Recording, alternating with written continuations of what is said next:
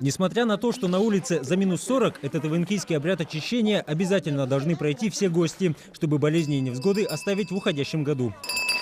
Старейшина семьи Феврония Корнилова, а у Венка в доме главенствуют женщины, всем гостям предлагает теплую одежду. Хозяйка специально сшила ее из оленей шкуры. Только после этого разрешается переступить порог избы. Дома убираемся, наводим порядок, благословляем его. Кроме того, аккуратно складываем кости убитых на охоте животных, чтобы не обидеть духов природы.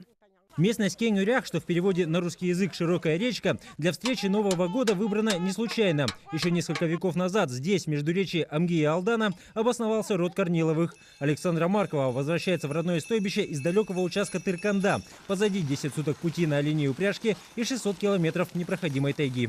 С 81-го года уехала, замуж вышла.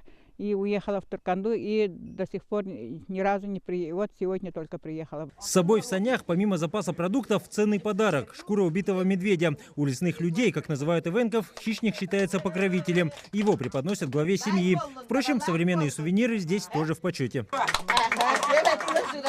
За праздничным столом гости делятся успехами на охоте и обсуждают таежные проблемы. Расспрашивают, как они перезимовали, где будут кочевать, какие у них проблемы. Ну, конечно, проблема номер один сейчас – волки у нас. С нашествием волков борются все, несмотря на пол и возраст. От дикого хищника ежегодно погибают сотни домашних оленей. Чтобы пойти на опасную охоту наравне со взрослыми, подростки доказывают свою готовность стрельбой по мишеням. Одно из обязательных развлечений праздника – это метание аркана. Соревнуются взрослые и дети в состязании. Причем главное не столько спортивный азарт, сколько оттачивание практических навыков. Ведь от этого зависит жизнь оленеводов. После праздника семья Корниловых готовится к дальней дороге. Вслед за оленями предстоит перекочевать в другую местность, где ягель сочнее. Но и здесь ивенки останутся ненадолго, до очередного переезда, которых в новом году будет 7, по числу обустроенных в тайге родовых избушек. Дмитрий Макаров, Владимир Ермаков, Вести, Алданский район, Якутия.